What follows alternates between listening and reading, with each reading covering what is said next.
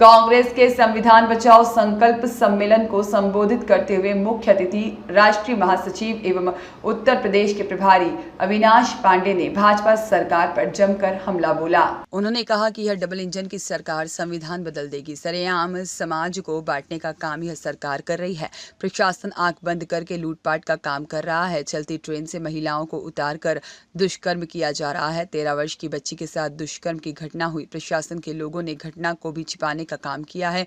उन्होंने कहा, मोदी जी यह जुर्रत कभी मत करिएगा, ऐसी गलती कभी मत करिएगा। संविधान के एक अक्षर बदलने का काम किया तो कांग्रेसी जन इसे कभी बर्दाश्त नहीं करेंगे। उन्होंने कहा कि आज का सम्मेलन सिर्फ भीड़ का जमाव नहीं है, यह 8वां सम्मेलन है और इस कुनबे से यह जो उत्साह दिख रहा है हमारे युवा और राहुल गांधी देश के कोने कोने में जाकर संविधान की पुस्तक के साथ हर वर्ग को जोड़कर संविधान से अवगत कराया है। समाज के अंतिम पंक्ति में खड़े हुए व्यक्ति को जोड़ने का काम राहुल जी ने किया है। प्रभु श्री राम जी का नाम लेकर यह लोग राजनीति करते हैं। उत्तर प्रदेश की जनता के साथ अयोध्या की जनता ने लोकसभा चुनाव में इनको बता दिया है कि मिल्कीपुर के भी सभी लोगों ने बता दिया है कि समय आ गया है। यह सरकार आपकी आवाज़ को दबा रही है। कांग्रेस की यही कोशिश होगी कि प्रदेश की तस्वीरों से भाजपा को उखाड़ कर फेंकने का काम करे। और प्रदेश अध्यक्ष अजय राय ने कहा कि शरद पूर्णिमा के अवसर पर रामलला और हनुमान जी की महाआरती का दर्शन कर हम सभी लोगों ने पुण्य लाभ अर्जित किया है। भाजपा के लोग कहते हैं 400 दीजिए, हम संविधान बदल देंगे। लखनऊ में 13 वर्ष की बेटी के साथ दुष्कर्म की घटना हुई। कल जब मैं मिलने गया तो कांग्रेस के लोगों को मिलने नहीं दिया जा रहा था। अयोध्या में जो विकास दिख रहा है, अयोध्या का काम सिर्फ गुजराती लोग कर रहे हैं। गुजरातियों को सेना की जमीन बेच दी गई है। रामलला का प्रसाद भी गुजरात से आ रहा है। काशी की जनता ने मोदी को पीछे धकेलना का काम किया है। उन्होंने कहा, गुजरात की अमूल कंपनी काशी का प्रसाद बनाएगी। गरीबों का हक अधिकार गुजरातियों ने छीन लिया है। हर घर नल जल का काम केवल गुजराती कंपनियां ही कर रही हैं और अयोध्या, बनारस, गाजियाबाद, काशी, मथुरा में काम केवल गुजराती लोग ही कर रहे हैं।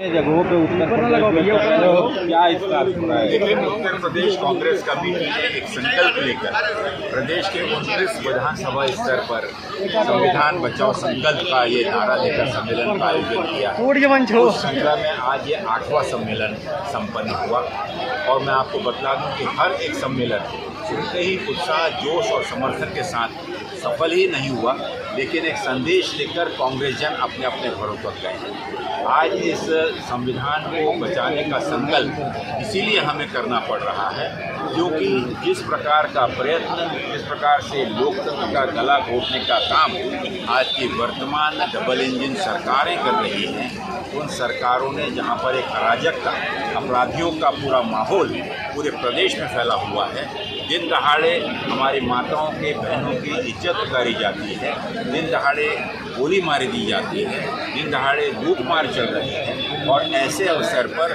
संविधान को बदलने का एक आतंकित नारा देकर कुछ विशेष समुदाय को आतंकित किया जाता है कि आने वाले दिनों में संविधान को बदलकर उनके अधिकार और हक को भी छीन लिया जाएगा। आज इन्हीं उद्देश्य को लेकर माननीय राहुल गांधी जी पिछले दिनों लखनऊ में उन्होंने एक सभा का आयोजन किया जहाँ सभी बुद्धिजीवियों को बुलाया था। वैसा ही आयोजन इलाहाबाद में किया गया, वहाँ पर भी सब बुद्धिजीवियों को बुलाया गया। महाराष्ट्र में किया गया, दक्षिण भारत में किया गया और आने वाले दिन में पूरे देश में हो जा रहे हैं। हमारा उद्देश्य है कि इन सम्मेलन के माध्यम से एक संकल्प लेते हुए कांग्रेस जन और आम जनता के बीच में जन जागृति पैदा करें ताकि ऐसी कोई भी कोशिश अगर होती है संविधान को बदलने की या एक आम आदमी के अधिकारों का हनन करके उसे ख़त्म करने की, या जिस प्रकार से खुले रूप से पार्लियामेंट में आपने देखा कि संविधान को दरकिनार कर लोकतंत्र का गला घोटा जा रहा है, विपक्ष के नेताओं के माइक बंद कर दिए जाते हैं, जन सामान्य की आवाज़ जब कभी भी उठाने का प्रयत्न विपक्ष के नेता, चाहे वो मल्लिकार्जुन खड़गे जी हों, सोनिया गांधी हों या राहुल गांधी हों, उनकी आवाज़ या उनके भाषण को लोगों तक नहीं पहुंचने दिया जाता है, तो आप समझ सकते हैं कि वे इस देश के प्रशासन को और सर्वोच्च पंचायत को इस प्रकार से अपने बहुमत के अहंकार में चला रहे हैं। रही है।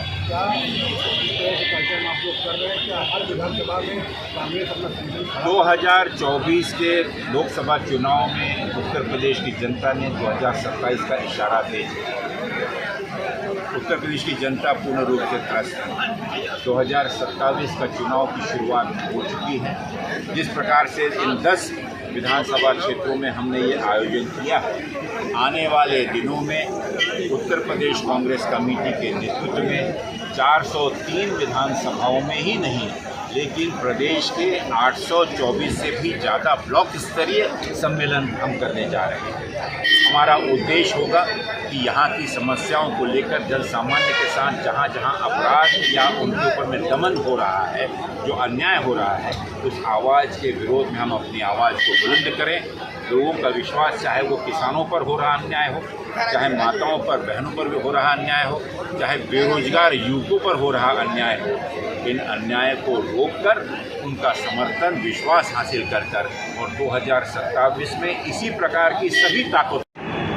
और आपने खुद देखा कि अगर राहुल गांधी जी ने पूरे देश की सोच में एक नई करवट, एक नई सोच, एक नई दिशा अगर शुरू की है तो सिर्फ भाषण से 10,700 किलोमीटर से भी ज़्यादा की पद यात्रा और न्याय यात्रा। देखिए, हर चीज़ के प्रति और कांग्रेस के प्रति लोगों का समर्पण, लोगों का विश्वास।